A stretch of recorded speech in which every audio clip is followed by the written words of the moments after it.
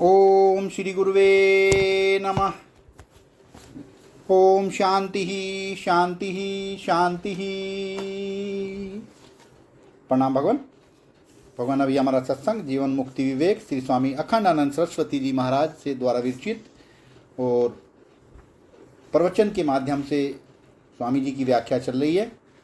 प्रवचन नंबर 9 से पार्ट 2 लेते हैं। स्वामी जी ने कैसे बताया है कि क्या हम केवल वासना के पराधीन होकर जीवन व्यतीत करने के लिए पैदा हुए हैं।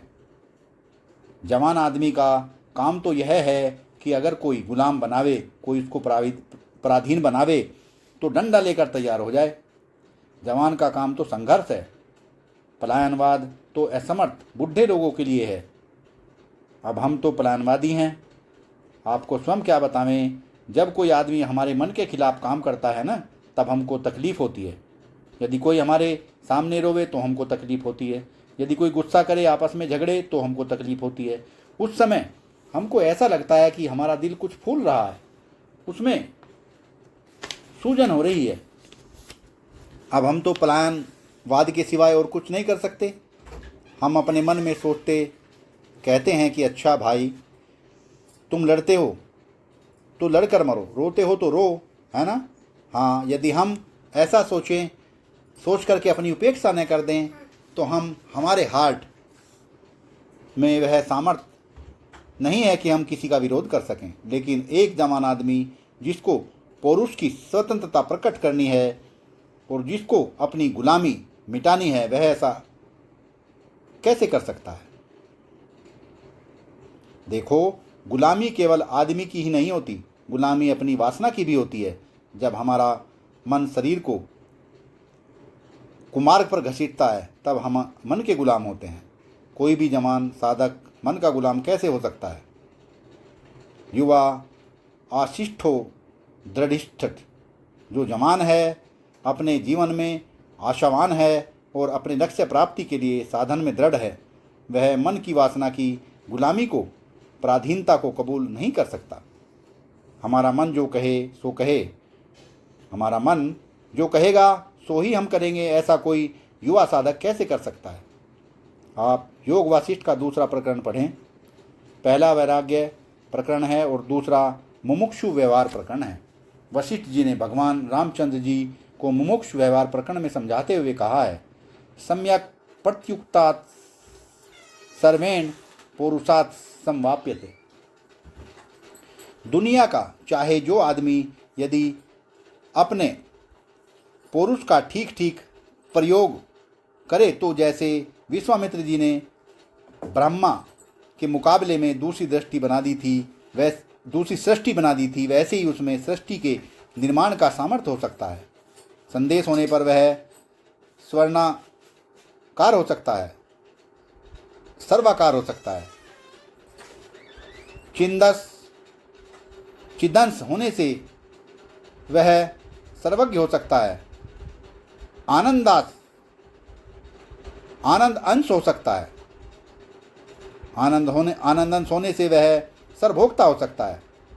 आदित्य होने से वह किसी के द्वारा अभिभूत नहीं हो सकता, दब नहीं सकता। साधक के जीवन में पुरुष का प्रकट होना अनिवार्य है। जब तक किसी को कुछ भी प्राप्त हुआ है और वह पुरुष से मिला है, आज तक जिस किसी को जो भी प्राप्त हुआ है ऐसा पुरुष से मिला है। पुरुष का ठीक ठीक प्रयोग करो, पुरुष को जीवन में प्रकट करो। एक हलवाहा था। एक दिन वह हल जोतते जोतते पेड़ के नीचे कलेऊ करने लग गया। जब वह वहाँ से चलने लगा तब एक बड़ी सी चिड़िया आकर उससे टकरा गई। उसने वह चिड़िया पकड़ ली। अब उसने उसे ले जाकर बाजार में बेचा। उसे 20 रुपये मिले।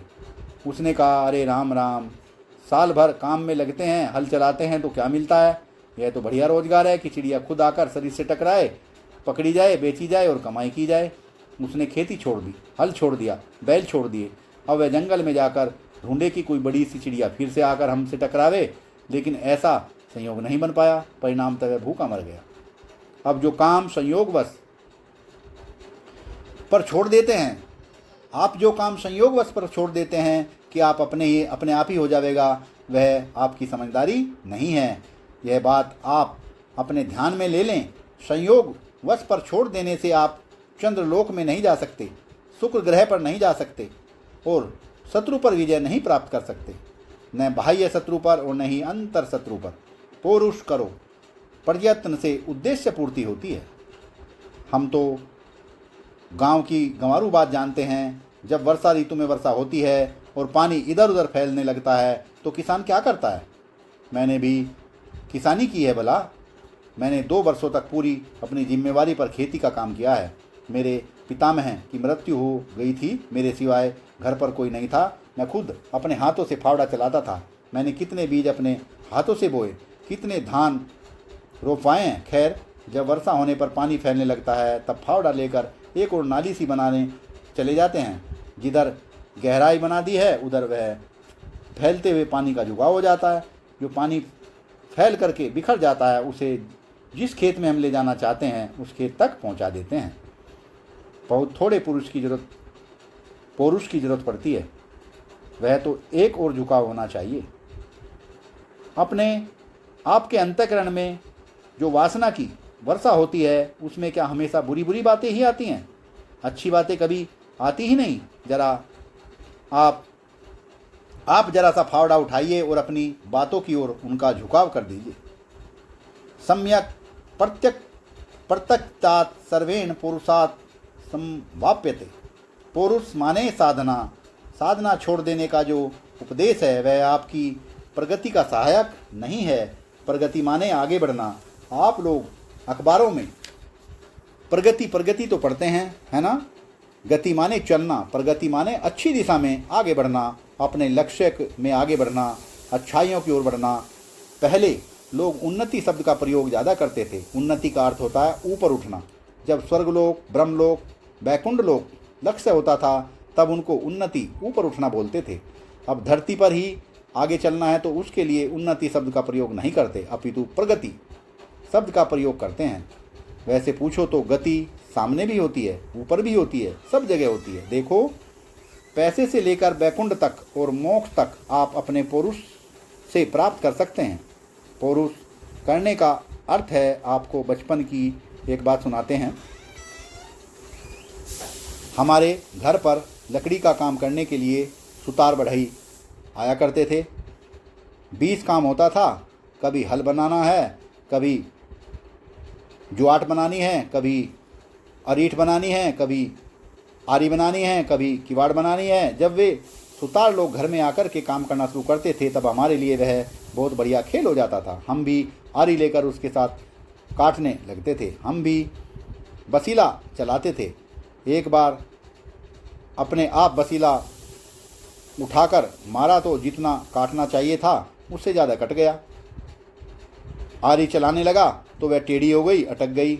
एक सुतार ने हमसे कहा कि ऐसे तो सब बिगड़ जाएगा, देखो इस अंदाज से बसीला मारो तो इतना काटेगा, इस अंदाज से आरी चलाओ तो सीधी लकड़ी कटेगी। उसने हमें बचपन में यह सब काम सिखाया। इस प्रकार एक है सीख कर पौरुष करना और दूसरा है बिना सीखे पौरुष करना। सत्संग को विराम देते हैं भगवान। आगे का सत्संग कल कंटिन्यू करेंगे। प्रणाम भगवान।